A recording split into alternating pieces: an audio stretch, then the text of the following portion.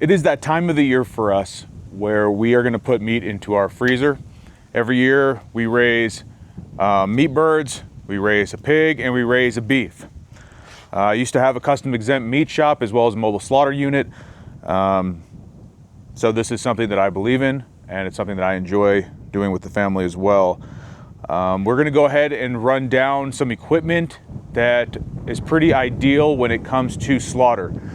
This is just through my personal experience as a butcher professionally. Right into it, like everybody wants to see. The weapons. I ran a 22 mag, a 22, and a 22 mag with a scope. I also carried a bolt stunner that is ejected with a 22 blank.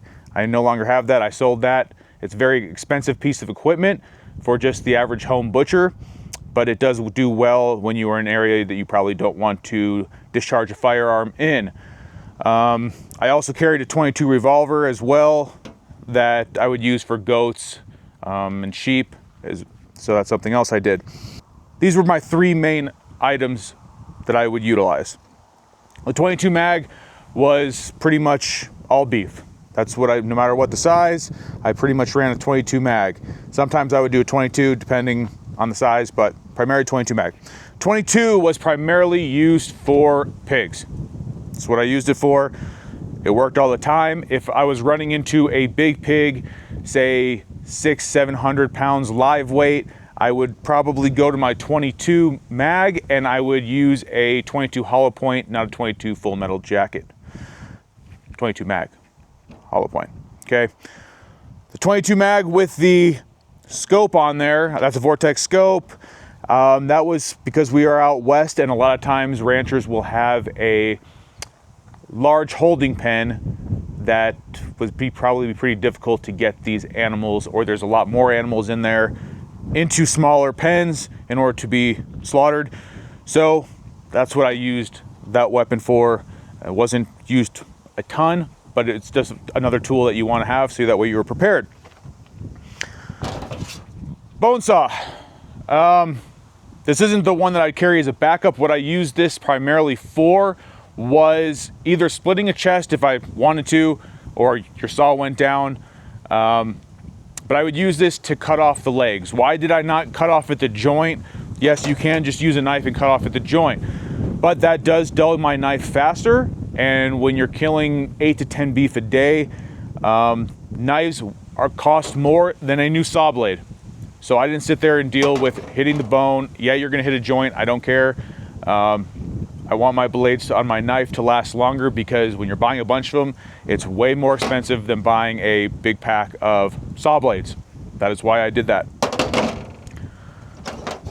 I do like meat hooks, whether I'm cutting meat or in the field. I do like a bigger hook compared to a smaller hook. The grip is about the same size, but with a bigger hook, it really allows you to dig into the meat when you need to. But obviously I have both. But the bigger hook I like better. Comes to the ammo, I'm gonna jump back because I totally forgot. My primary ammo on the 22 was a 22 Velocitor by CCI. No, I have no affiliation with them. They are the best ammo in my opinion when it comes to this job. For my 22 mag, I ran 22 mag, Maxi Mag, CCI, of course, full metal jacket. I also carried the 22 mag hollow points, but they're somewhere in an ammo box somewhere, and I don't really use them anymore. So that's why they're not readily available. When it came to slaughter unit, I carried everything in an ammo can. So for somebody that might be watching this, that is a newer butcher and trying to do it professionally, this is just one way that I carried it. Primarily, this is what I did. Threw all my knives in here. I did carry the cheap garbage bags, a little small. I don't know what they are. That size. I carried those, obviously unscented, and that's what I would either wrap heads in if people wanted to keep their heads, or I was gonna take their heads somewhere, whatever it was. For your organs, heart, liver, kidney, tongue, that made it very easy to bag that up and either take it to the shop if they didn't want it, where I donate it, or I would give that back to the client at that point if they wanted, or they wanted to process. Whatever it was, it doesn't matter. that's what I use for organs. It works out very well. It's clean, professional. When it comes to knives, I like this style knife. I don't know why I'm having a brain cloud right now, but it's a butcher style knife, a skinning knife. I like this. They make one that's a lamb skinner that's just not as steep of an angle. That works well too. I just prefer these, but both good options. These are my main skinners. I do prefer, I believe this is a 5.5 inch. I prefer Victorinox. That's my brand of choice. This is like I said, 5 1/4, 5.5 inch. I primarily use this for line work when it comes to skinning an animal, which I'll show you in the next video. What also actually works very well is one of the 3 inch, basically a paring knife, just a straight blade, small, sharp, great for line work. That's what I use. I also like this in the meat shop as well. This is not a flex or semi-flex. This is a stiff blade. When it comes to meat cutting, I do also like a flexible blade, but not so much when it comes to slaughter. Okay. Something I also did carry as well, obviously in the shop, but when it came out to slaughter, is I carried these painter towels you get at Home Depot. I enjoy carrying these. They keep your hands clean, keep your arms clean when they're covered in fat and blood. Since we're on that topic, carried a water jug. Always carried a 5-gallon water jug, hot water. If I needed to refill somewhere, I would just do it with the hose water or whatever. But I would start out with hot water. Anytime your hands get hairy, bloody, fatty, I try to keep myself as clean as possible. Professionalism is the name of the game when it comes to slaughter, and it's just better that way. When it came to covering my clothing, I wore one of these beautiful waterproof aprons. Like I said, keep your clothing blood-free, fat-free, and you look clean when you get to your next stop. There's nothing cool about having a bunch of blood and fat on you. It's just not that professional. So I use that. There are guys that run the full bib suit. That works great too. I just prefer that preference. Bucket.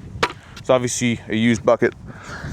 This is where I'd pour that warm water in, and I would sit that next to wherever my work area was, and I would dunk my hands in, wash them off as they had a little bit of hair, excess blood, fat, etc. And I just dump it, refill it as needed. My splitting saw, Jarvis Wellsaw 444 is the model of this. Let's put this back down. It's a pretty good saw. I wouldn't say it's the best saw. They are pretty expensive, so if you are not in the professional realm, a Sawzall works just as fine. So I would recommend getting the Sawzall. If you are going to try to split with a handsaw, instead of getting something like this, I don't even think they make this version anymore, which is unfortunate, but you'd probably get something that looks similar to this, except for you're going to probably go for a 36-inch blade or so. You want the longer the better, because you're going to use those full strokes. You want all these teeth to cut through the bone, because it's going to be a lot of work if you're going to go that route. Then obviously you need something to hang your animal from. So whether you're using a more advanced kind of deal, like the arm with the winch, that's the trailer. If that's something you're interested in, leave a comment, I'll do a video on that. You could use tripods, tractors, whatever it is, but you're gonna need a gambrel. These are the two main gambrels that I use. This was made by a friend. This is primarily my beef gambrel. It's obviously big. This has done thousands of beef. It's been actually it's close to my heart. It's never gave out on me. It's the one that I had from the beginning. And when tools don't give out on you during slaughter, it becomes very near and dear. This also has never given out on me. I got this bad boy when I was like 16 or 17 from Cabela's. I don't know if they still make this. It's called the Thanger T-hangers.com. I don't know. This is actually pretty awesome for pigs, sheep, goats, lamb. This is also never given out. surprisingly. I mean, it just works. So I use it. I'm kind of rambling everywhere here. A steel, obviously I carried a steel with me in the truck and in the shop. It's a must-have. Buy yourself a decent steel. You don't need to spend a bunch of money. Just because it's a lot of money doesn't mean it's a great product. So I think that gives me a rundown of the actual slaughter. If you are in the slaughter realm as well, carrying some kind of rope as like a lasso type rope is definitely useful if you need to try to get a hold of something that's pretty wild in a big pen. But for people at home, that might be helpful too, I don't know. Okay, now we are done with the slaughter aspect of tools. So let me get this stuff out of the way. Now we're gonna talk about basic cutting of the animal. I more or less went through this. It's pretty much the exact same knife that I carry on the slaughter rig, the Victorinox stiff, 5.5, 5.25, whatever it is, something like that. Or the 6-inch blade is perfect for cutting as well. When you're gonna get something more flexible, if you are new to meat cutting in general, I wouldn't necessarily recommend that because there is a lot of flex, and when you're hitting these bones, that knife could slide a lot and shoot out different ways. So not the greatest idea in my opinion for a first timer. Get a little bit of experience before you go the super flexy, and also longer blades. Obviously definitely a steel, no question. When it came to my main other knives, this is not one of them, but I ran I believe this is a 10-inch butcher knife. You can get the more curved style. I just prefer this more. The curved style resembled this, except for it was a bigger blade. This is actually a braking knife. I just happen to have this, so I want to show you. Some people use a braking knife. I don't. I just have one because I've tried it at some point in my life. I just think they take up space, and I'm not going to keep this big knife around just for a single purpose. They just made no sense to me. Back to this 10-inch knife, I believe. This was the style. It kind of looks something like, these are both really used. I kept this 12-inch knife. I used this primarily to cut steaks. That's all this did. This never touched a bone. And that's why I like that. It was a knife that was always razor sharp all the time. And when it came to cutting really nice steaks, this is the knife that I grabbed. I would cut steaks with this as well, maybe a smaller steak. But also just whacking up meat that would get into the grinder. A cleaver. No, I did not use this cleaver. This is a super vintage cleaver. This thing's probably 100 years old. I just think it's super cool, so I figured I'd put it on the camera. But a cleaver of some sort when you're working at home, or we didn't really use it too much in the shop because you'd run it on a saw. But a cleaver is definitely something that would help in the processing, something quality, something in my opinion front heavy to let the weight do the work. Bone scraper for that bone dust that comes off of your saws. This is not necessarily a must because you could use a knife for it, but it is a very cheap tool that makes your meat look way better, and nobody wants to be chewing on bone dust. That's it. Obviously the hooks, we already talked about that. I kept those in the shop as well. Mentioned this already as well. When it comes to your saw, we always kept this style saw in the shop. We didn't really utilize a longer saw in the shop because everything was already cut, and the rest of the cutting was done on the saw. So at this point, the smaller saw was really just for breaking through bones, turning a pig or beef, probably a pig, into a primal, or you're going to split the forequarter of a cow or the hind end of the cow, bovine, whatever. That's what it was. I think that pretty much wraps this up. Something I did forget about slaughter. I did also utilize a shotgun, but it wasn't something that I utilized a lot. It was something that was more for ostriches, emus, If it was able, I use double-aught buck, so if that's something that you are going to be slaughtering, that is a safer way of doing it, and that's what I used. You can also go ahead and grab the animal by the neck. If you have questions about that, I'm not going to get into a bunch of detail with that. I don't have ostriches or emus, but I've butchered a lot of them, and some areas are pretty popular. So if you have questions about that, we can answer that for you as well if you decide you want to get into the birdie world.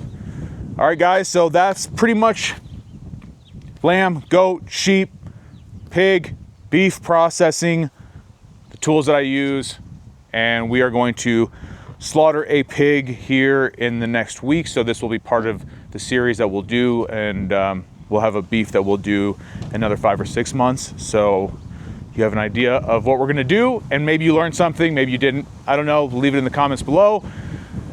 Thank you guys so much for watching. If this video interested you, stay tuned and pay attention for the next couple of videos that will show you all this stuff in action. You guys have yourselves a blessed day, and thanks for joining us.